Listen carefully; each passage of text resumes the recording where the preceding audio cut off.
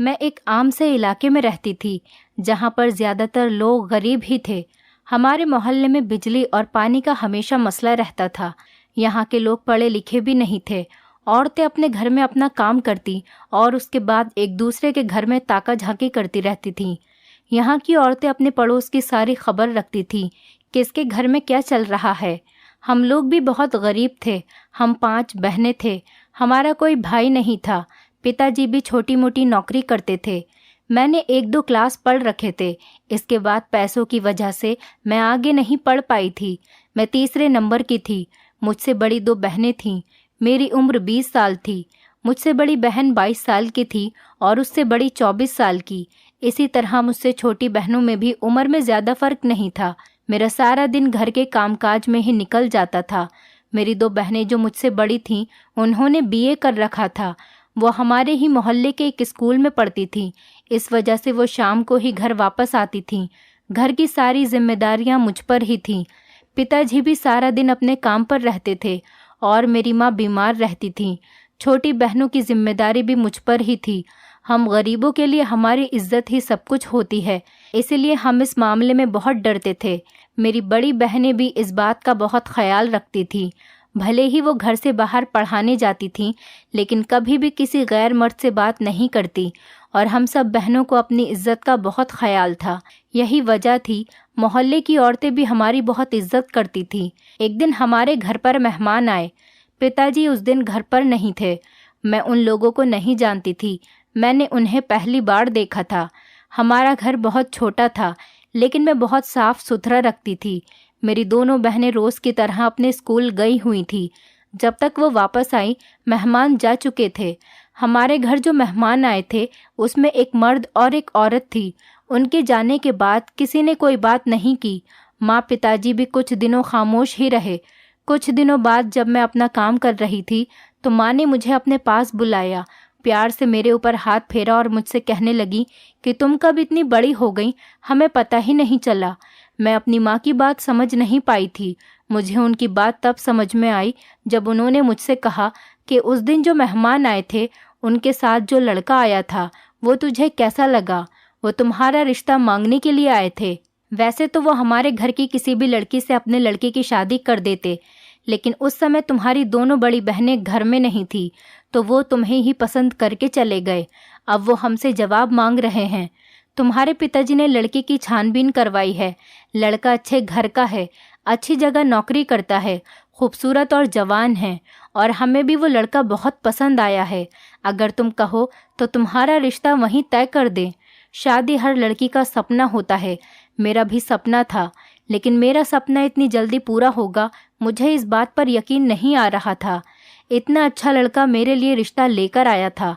मुझे तो अपनी किस्मत पर रश्क हो रहा था, लेकिन मुझे अपनी दोनों बड़ी बहनों की फिक्र हो रही थी। अगर मैंने शादी के लिए हाँ कर दी तो उन दोनों के दिल पर क्या गुजरेगी, और लोग क्या कहेंगे कि बड़ी बहनों के होते हुए छोटी की शादी कर दी। और ये बात मैंने माँ से कही। माँ ने मुझसे कहा कि तुम उन दोनों की फिक्र मत करो, उनके लिए भी तुम्हारे पिताजी ने रिश्ते देख रखे हैं। तीनों बहनों की शादी साथ में ही कर देंगे। माँ की बात सुनकर मुझे खुशी हुई। मैंने भगवान का शुक्र अदा किया। भगवान ने हम तीनों बहनों के रिश्ते अच्छी जगह पर कर दिए थे। पिताजी को भी ज्यादा परेशानियों का सामना नहीं करना पड़ा था। आगे किस्मत में क्या लिखा था, ये तो मुझे नहीं पता था। मैं बहुत खुश थी। हम तीनों बहनें ही अपने घर की होने वाली थीं। अपने मायके से रुखसत होकर ससुराल आ गईं। मेरे पति बहुत अच्छे और समझदार, और जब मैं अपनी ससुराल आई थी, मैं बहुत डर रही थी और पता नहीं मेरे पति और मेरे ससुराल वाले कैसे होंगे। लेकिन यहाँ आकर मेरे सारे शक दूर हो गए। मेरे पति ने मुझे भरोसा दिलाया कि वो हर कदम पर मेरे साथ रहेंगे। मेरी सास भी बहुत अच्छी औरत थी, मेरा बहुत ख्याल रखती थी। मुझसे खाने पीने को पूछती रहती, मुझे कुछ चाहिए तो नहीं। मैं भी उनसे कह देती कि मुझे कुछ नहीं चाहिए। मुझे नहीं पता था कि मेरे ससुर भी जिंदा हैं। शादी के किसी फंक्शन में वो शामिल नहीं थे। शादी के 8 दिन बाद जब मैं किसी काम से निकलकर बाहर की तरफ जा रही थी, मेरी उनसे टक्कर हो गई। मैं जोर से चीखी। मेरी चीख सुनकर मेरे पति और सास अपने कमरे से बाहर आए और मुझे परेशान देखकर सब समझ गए। उन्हें मेरा यूं पिताजी को देखकर चीखना बहुत बुरा लगा। और वो गुस्से से मुझसे कहने लगे, तुम पागल हो गई हो क्या जो चीख रही हो? ये मेरे पिताजी हैं। अपने पति की बात सुनकर मैं तो हैरान रह गई, क्योंकि मुझे मेरे ससुर जी एबनॉर्मल लग रहे थे। मेरे पति उनका हाथ पकड़कर उन्हें सास के कमरे में ले गए। मुझे समझ नहीं आ रहा था कि ये सब क्या हो रहा है। मैंने सोचा कि चलो अपनी सास से बाद में पूछ लूँगी। मैं अपने कमरे में आ गई। कमरे में आई तो मैंने देखा कि मेरे पति बहुत गुस्से में बैठे हैं। मैंने सोचा कि शायद मेरे चीखने की वजह से मुझसे नाराज़ हैं। मुझे इनसे माफ़ी मांग लेनी चाहिए, क्योंकि मेरी गलती है। मुझे वहाँ पर ऐसे चीखना नहीं चाहिए था। मैं आगे बढ़कर उनके पास बैठी। मैंने उनसे कहा कि मुझसे गलती हो गई, मुझे माफ़ कर दीजिए। मुझे नहीं पता था कि आपके पिताजी जिंदा हैं, क्योंकि मैंने अभी तक उन्हें देखा ही नहीं था और ना ही उनके बारे में किसी से सुना था। आप मुझे माफ़ कर दीजिए, मैं पिताजी से भी माफ़ी मांग लूँगी। मेरा इतना कहते ही वो और ज़्यादा गुस्से में हो गए और मेरा बाजू ज़ोर से पकड़कर मुझसे कहने लगे, तुम मेरे पिताजी का मजाक बना रही हो। उन्हें इतना गुस्से में देखकर मैं बहुत ज़्यादा रोने लगी। मैं तो पूरी कांप गई थी, क्योंकि शादी के 1 हफ्ते बाद ही मैं अपने पति का ऐसा रूप देख रही थी। उनकी तेज़ आवाज़ सुनकर मेरी सास मेरे कमरे में आ गई। उन्होंने मेरा हाथ उनसे छुड़वाया। मेरे पति ने गुस्से में अपनी माँ को देखा। मुझे ऐसा लग रहा था जैसे वो अपनी माँ से बहुत ज़्यादा नफरत करते हैं। मैं तो सहम कर वहीं पर बैठ गई थी। मुझे अपने पति से डर लगने लगा था। मैंने अपने पिताजी को कभी भी अपने माँ के साथ ऐसा बर्ताव करते हुए नहीं देखा था। वो तो हमेशा ही माँ से प्यार से बात करते थे। यहाँ तो मेरे पति ने शादी के 1 हफ्ते बाद ही मुझ पर गुस्सा करना शुरू कर दिया था, और अब तो ये रोज़ का हो गया था। वो किसी न किसी बात पर मुझसे चिढ़ते ही रहते थे। लेकिन मेरी सास मुझसे बहुत ज़्यादा प्यार करती थी। वो हमेशा ही मेरा साथ देती थी। जब भी मेरे पति मुझसे कुछ कहते, वो आकर मुझे बचा लिया करती थी। मेरे पति उनको देखकर खामोश हो जाते। मेरे पति ने मेरे ससुर की सारी जिम्मेदारी मेरे ऊपर डाल रखी थी। मुझे अपने ससुर के बारे में ज़्यादा तो कुछ नहीं पता था, लेकिन उनकी हालत देखकर लगता था कि वो पागल हैं। शादी को 2 महीने हो चुके थे और मुझे यहाँ कुछ भी ठीक नहीं लग रहा था। मैं जानती थी कि इस घर में कुछ न कुछ परेशानी तो है, लेकिन क्या बात है वो मुझे नहीं पता थी। मैं देखने में बहुत अच्छी थी, लेकिन जब से यहाँ आई थी मेरा चेहरा मुरझा गया था। मेरी सास का बर्ताव तो मेरे साथ बहुत अच्छा था। वो मुझे घर का कोई भी काम करने नहीं देती थी, लेकिन मेरे पति कहते थे कि घर का सारा काम तुम्हें ही करना है।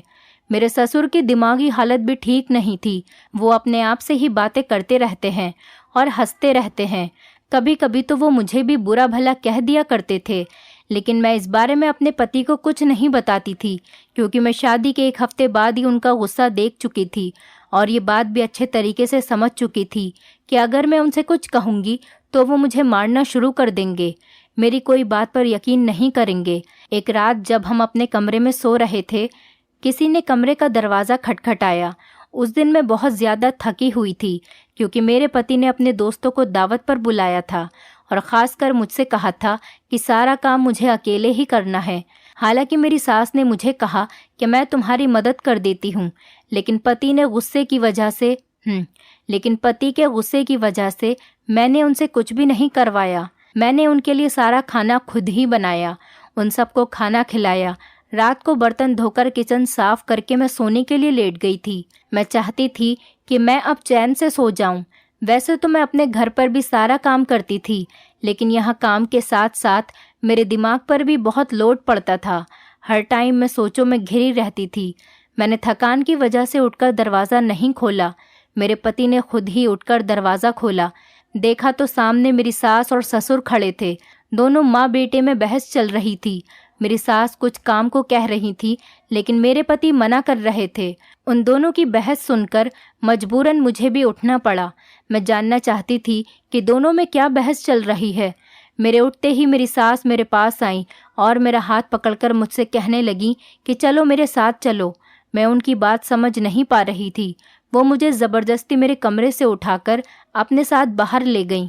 जाते जाते उन्होंने मेरे पति से कहा कि तुम्हारा बाप है, तुम्हारी जिम्मेदारी है, तुम ही इसे संभालो। मैं अपने पति के चेहरे को देख रही थी और सोच रही थी कि हो सकता है वो मुझे रोक लें, लेकिन उन्होंने कुछ भी नहीं कहा। वो तो खामोश खड़े सब कुछ देख रहे थे। मुझे कुछ समझ नहीं आ रहा था, मेरी जिंदगी में ये सब कुछ क्यों हो रहा है। मैं अपनी सास के साथ उनके कमरे में नहीं जाना चाहती थी, लेकिन मजबूरन मुझे जाना पड़ा क्योंकि मैं उन्हें मना नहीं कर सकती थी। वो मुझे अपने कमरे में ले आईं और मुझसे कहने लगी कि तुम बहुत ज़्यादा थक गई होगी, यहाँ पर लेट कर सो जाओ। उन्होंने मुझसे कहा कि मैं तुम्हारे लिए चाय बनाकर लाती हूँ। मैंने उनसे मना किया, लेकिन वो ज़बरदस्ती मेरे लिए चाय बनाकर लेकर आ गईं। मैं ज़्यादा थकी हुई थी, इसीलिए मैंने वो चाय पी और मैं एकदम से सो गई। दूसरे दिन जब मेरी आँख खुली और मैंने घंटे में टाइम देखा तो दोपहर के 2 बज रहे थे। मैं घबरा गई कि मैं आज इतनी देर तक कैसे सोती रह गई। मैंने अपने जहन पर थोड़ा जोर डाला तो मुझे रात का सारा किस्सा याद आ गया। मैं जल्दी से उठकर बाहर आई, देखा तो घर की सफाई हुई हुई थी।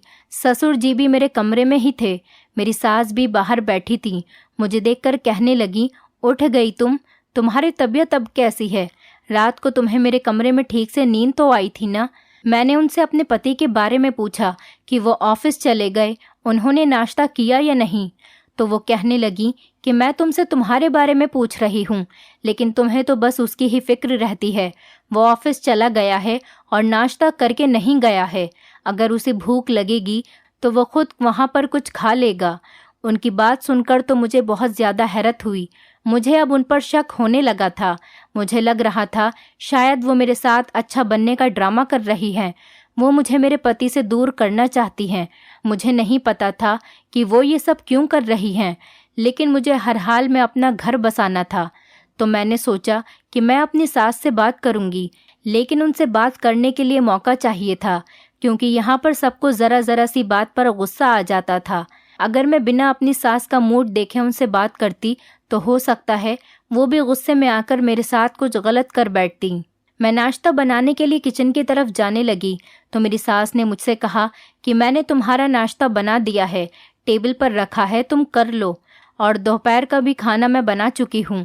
आज तुम आराम करो, कल तुमने बहुत ज़्यादा काम किया था, तुम थक गई होंगी।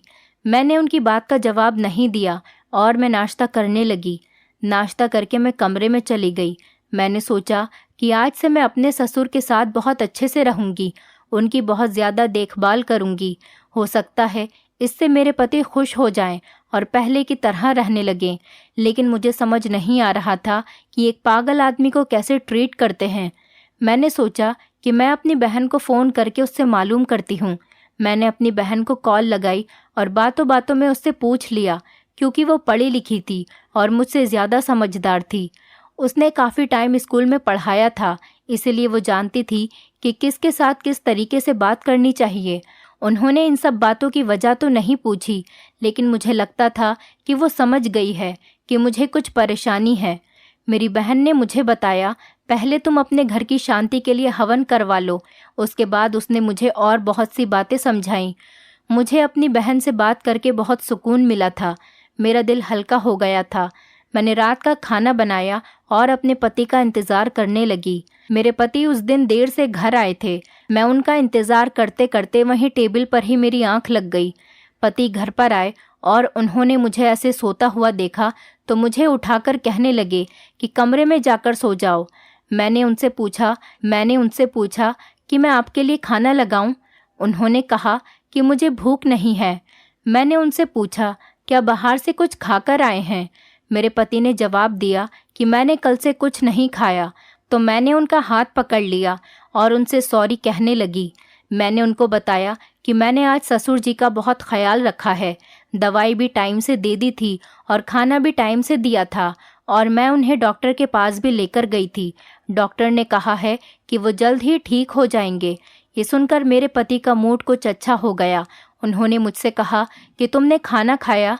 मैंने कहा कि नहीं, मैं आपका ही इंतज़ार कर रही थी कि साथ में खाना खा लेते हैं। इतने में मेरी सास अपने कमरे से निकलकर आ गई और मुझे देखकर कहने लगी कि तुम अभी तक सोई नहीं हो, जाओ जाकर सो जाओ। मैंने कहा कि सासू माँ, ये अभी आए हैं, मैं इनको खाना खिला दूँ, फिर जाकर सो जाऊँगी। मेरे पति खामोश खड़े थे। मेरी सास को तो जैसे जिद ही लग गई थी। वो मेरा हाथ पकड़कर मुझे ले गई और कहने लगी कि ये कोई बच्चा नहीं है, खुद निकाल कर खा लेगा। मैं हैरानी से अपनी सास को देखती रही और मैं कुछ नहीं कर सकी। मैं रोज़ यही कोशिश करती थी कि मैं अपने पति के साथ ज़्यादा से ज़्यादा समय गुजारूं, लेकिन मेरी सास पता नहीं क्यों बीच में आ जाती थी। अब मैं उन्हें कैसे समझाती? मुझे अपने पति के साथ अपना रिश्ता मजबूत करना है। मेरी सास मुझसे इतने अच्छे से बोलती थी कि मैं उन्हें किसी बात के लिए मना ही नहीं कर पाती थी। अब मेरे और मेरे पति के बीच में दूरियां आ गई थी। हमारी शादी को भी 6 महीने हो गए थे और मैं पिछले 3 महीने से अपनी सास के कमरे में ही सो रही थी और मेरे ससुर मेरे पति के साथ मेरे कमरे में सोते थे। मैं सोचने लगी थी कि अगर कुछ दिन और ऐसे ही रहा तो शायद मेरा घर बर्बाद हो जाएगा और मैं कुछ भी नहीं कर सकूंगी। मैं जब भी इस बारे में अपनी सास से बात करने की कोशिश करती तो वो मुझे अजीब ही तरह के जवाब देती थी, जिसे सुनकर मेरा सर चकरा जाता था। मैं किसी और से भी कुछ नहीं कह सकती थी। मेरे पति ने मेरे घर का आना जाना भी बिल्कुल बंद कर रखा था। उन्होंने मुझसे सख्ती से कहा था, जब तक मैं तुमसे न कहूँ तुम अपने घर वालों से कोई कांटेक्ट नहीं करोगी। अब तो मेरे पति मुझे आंखें उठाकर भी नहीं देखते थे। सुबह मेरे उठने से पहले ऑफिस चले जाते थे और रात को देर से घर वापस आते थे।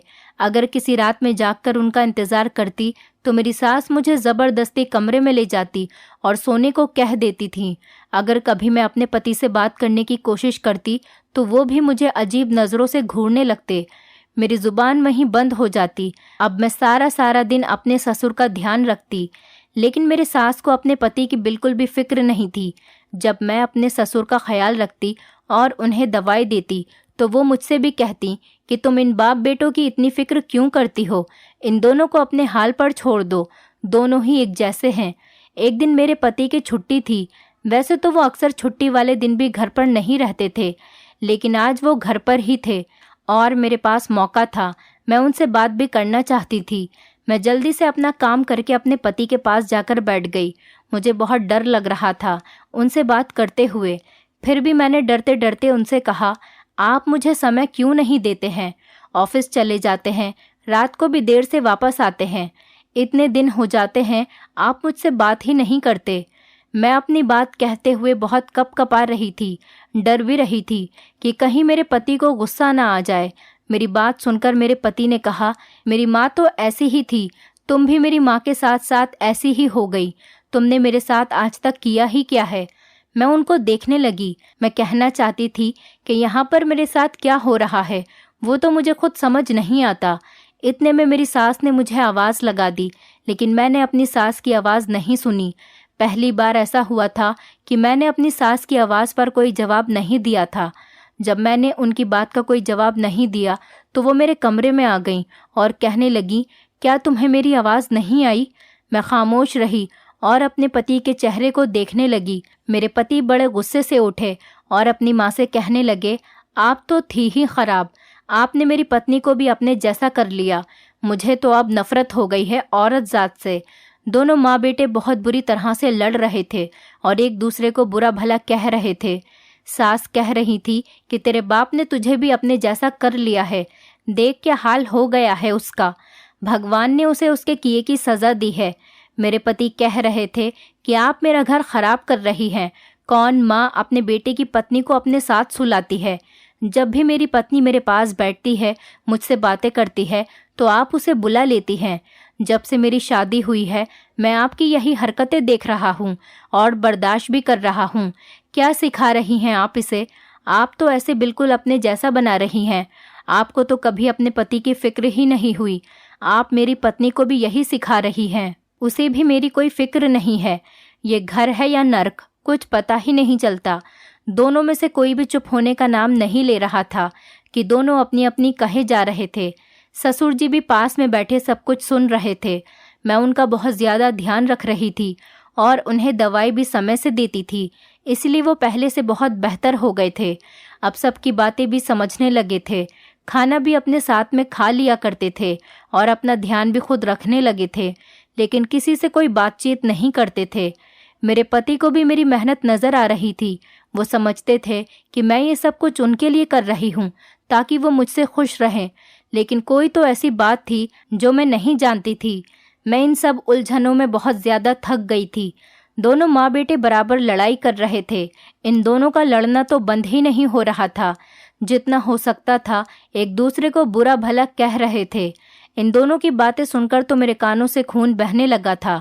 कुछ देर तो मैं वहीं खड़ी रही, लेकिन थोड़ी ही देर बाद मैंने अलमारी से अपना बैग निकाला और उसमें अपने कपड़े रखे, थोड़ा बहुत ज़रूरत का सामान और पैसे रखे। मैं सोच रही थी कि मेरी इतने महीनों की मेहनत सब बेकार हो गई। यहाँ तो इन लोगों के अपने ही मसले ख़त्म नहीं हो रहे। पता नहीं क्या बात है जो एक दूसरे के लिए दिल में नफरत लेकर बैठे हुए थे। मैं ही पागल थी जो सबको एक करने की कोशिश में लगी हुई थी, लेकिन इन लोगों ने अपने दिलों में इतनी नफरत पाल रखी है कि शायद मेरी लाख कोशिशों के बावजूद भी इन लोगों के दिलों से नफरत खत्म नहीं होगी। मैंने अपना बैग उठाया और कमरे से बाहर आने लगी। मुझे नहीं पता था कि मैं कहाँ जाऊंगी। मैं अपनी माँ और बहनों के घर नहीं जाना चाहती थी, तो मेरी सास वहीं खड़ी जमीन को घूर रही थी। मैं बाहर निकल रही थी तो मुझे किसी ने भी रोकने की कोशिश नहीं की। जब मैं गेट पर आई और मैंने पीछे मुड़कर देखा तो मेरी सास भी मेरे साथ जाने के लिए तैयार खड़ी थी। मैंने उनकी तरफ दोबारा मुड़कर नहीं देखा। मैं बहुत उदास थी। मुझे लग रहा था कि अब सब कुछ खत्म हो गया है और जो भी कुछ हुआ है वो सब कुछ मेरी सास की वजह से ही हुआ। मैंने उनसे कोई भी बात नहीं की। मैं बाहर सड़क पर पैदल चलने लगी। सास भी मेरे पीछे चलकर आ रही थी। मुझे कुछ समझ नहीं आ रहा था। जब मैं चल चलकर थक जाती तो थोड़ी देर वहीं पर बैठकर आराम कर लेती, फिर उठकर चलना शुरू कर देती। मुझे कहाँ जाना था मुझे पता ही नहीं था। मैं ये भी नहीं जानती थी कि मैं चलते चलते कहाँ पहुँच गई हूँ। मुझे घर से निकले हुए सुबह से दोपहर और दोपहर से शाम हो गई थी। न मुझे अपनी भूख की फिक्र थी और न प्यास की। मुझे इस बात की भी कोई फिक्र नहीं थी कि मेरी सास बीमार है, वो इतना नहीं चल सकती। चलते चलते मुझे चक्कर आने लगे और मैं बेहोश होकर गिर गई। मेरी ज़िंदगी में सब कुछ ख़त्म हो चुका था। अब मैं जीना नहीं चाहती थी। मैं सोच रही थी कि बस ये मेरी ज़िंदगी का आखिरी लम्हा हो। मेरे ससुर को इस बात का बहुत एहसास था कि वो इस बात को समझ रहे थे कि जो भी कुछ हुआ है उसका जिम्मेदार वो खुद ही हैं। उनकी वजह से उनकी पत्नी घर छोड़कर चली गई और उन्हीं की वजह से आज उनके बेटे का भी घर बर्बाद हो गया था। समय ऐसे ही बीतता जा रहा था। अब मैं और मेरी सास एक सेंटर में रहने लगे। यहाँ ऐसे लोग रहते थे जिनका कोई सहारा नहीं था। मेरी सास का यहाँ दिल लग गया क्योंकि उन्हीं की उम्र की यहाँ बहुत सारी औरतें थीं। मेरी तो जैसे दुनिया ही उजड़ गई थी। अब मुझे किसी की किसी बात से कोई फर्क नहीं पड़ता था। मैं सारा दिन अपने बिस्तर पर ऐसे ही पड़ी रहती थी। मेरी सास मुझे खाना दे दिया करती थी और मैं खा लिया करती थी, वरना मुझे अपने खाने पीने का भी कोई होश नहीं था। अगर मुझसे कोई बात करता तो उसका जवाब दे देती।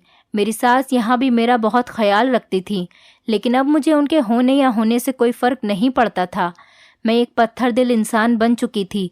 एक दिन मेरे पति मुझे लेने आए और उनके साथ साथ मेरे ससुर भी आए और वो भी मेरी सास को लेने के लिए आए थे। मेरे ससुर मेरी सास से हाथ जोड़कर माफ़ी मांग रहे थे और बहुत ज़्यादा रो रहे थे। मेरे ससुर को देखकर लग रहा था कि वो बिल्कुल ठीक हो चुके हैं और सेहतमंद हैं। इस तरह माफ़ी मांगने से मेरी सास ने उनको माफ़ कर दिया। मेरे पति मेरे पास आकर बैठे और मुझसे कहने लगे कि घर वापस चलो। मैंने भी खामोशी से अपना सामान उठाया और उनके साथ आ गई। मेरे सास ससुर और मेरे पति बहुत खुश थे, लेकिन मेरे अंदर अब कोई खुशी बाकी नहीं रही थी। मैं खुद को हालात के हवाले कर चुकी थी। जब हम लोग घर वापस आए तो घर में बहुत सारा सामान फैला हुआ था। मेरी सास और ससुर तो अपने कमरे में चले गए, लेकिन मैंने घर की सफाई करनी शुरू कर दी। हैरत की बात तो ये थी कि सारे कामों में मेरे पति ने मेरा हाथ बटाया। मैंने पूरे घर की साफ सफाई की, उसके बाद रात का खाना बनाया। फिर मैंने अपनी सास और ससुर को खाने के लिए बुलाया। सब लोग खाने की टेबल पर बैठकर खुशी से खाना खा रहे थे। मैं भी वहाँ चुप बैठी थी। मेरे सास और ससुर खाना खाने के लिए बाहर आए। वो दोनों मुस्कुरा रहे थे और साथ में बहुत अच्छे लग रहे थे।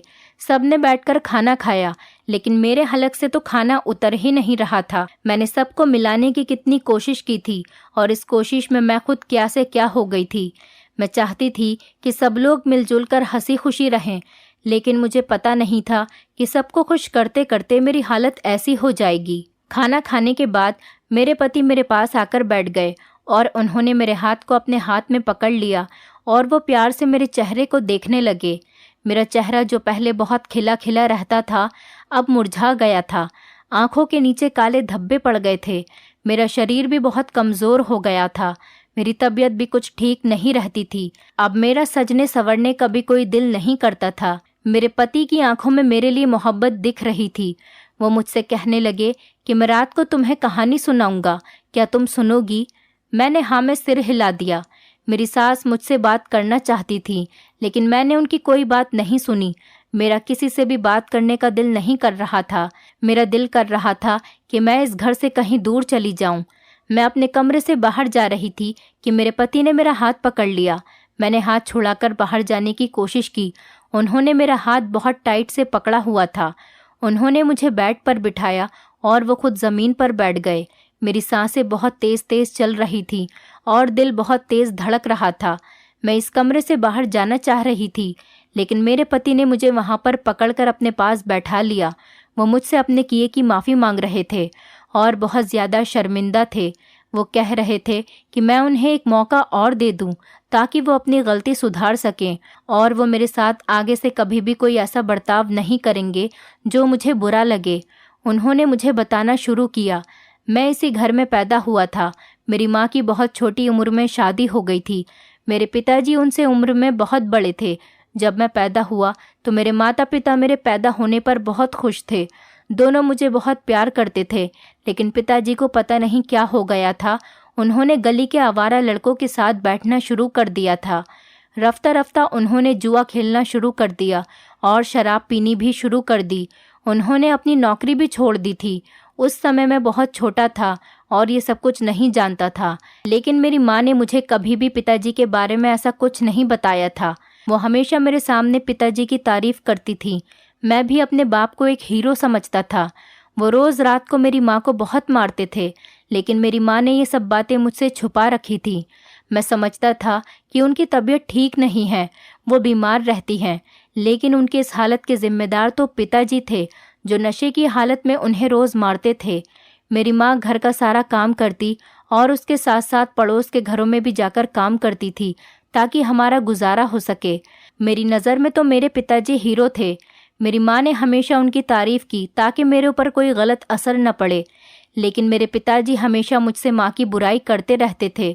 मुझे बताते थे कि तेरी माँ बहुत ख़राब औरत है, वो मुझसे पैसे मांगती है और मुझे छोड़ने की धमकी देती है।